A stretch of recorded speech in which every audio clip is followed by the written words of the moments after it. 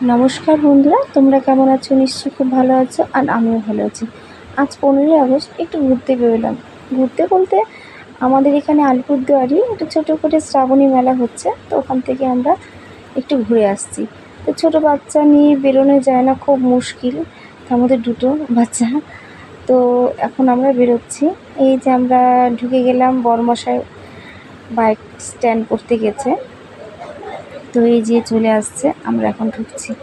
আমার ছেলে তো আমার কোলে যাচ্ছেই না, গোটা মেলাটাই মনে হয় বড়মশাইয়ের কোলেই উঠে থাকবে। তো ঠিক আছে, কোনো ব্যাপার না, থাকুক।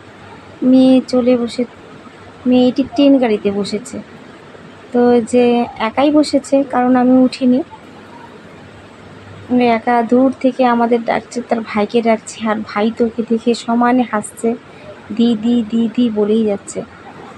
খুব ভালো লাগলো আজকে, মানে একটু বেরোলাম যে, তো সারাদিন ঘরের মধ্যে থাকি, ভালো লাগে না, একটু বেরোতেও হয়, তো মনটাও ভালো লাগে, মন স্থির হয়ে যায়।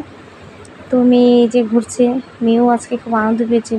ওর সামনের এক্সাম চলে আসছে, আজকে আমাদের যাওয়াটা উচিত হয়নি, তো কি করব, বন্ধের দিন চলে গেলাম। তো ছেলে মেয়েকে নিয়েই ঘুরতে খুব ভালো লাগে। তো ছেলে মেয়ে না গেলে তো ঘোরাটা কোনো মজা হয় না না। এই যে আমার ছেলে গাড়িতে বসে আছে, ও তো চুপটি করে দিদিভাইকে ধরে বসে আছে। আমার লাগছে ভয়, ছেলেটা নাকি ভয় পেয়ে গেল। তো আমার বড়মশাই বলছে যে না, ও ভয় পাচ্ছে না, ও ভীষণ আনন্দ হচ্ছে।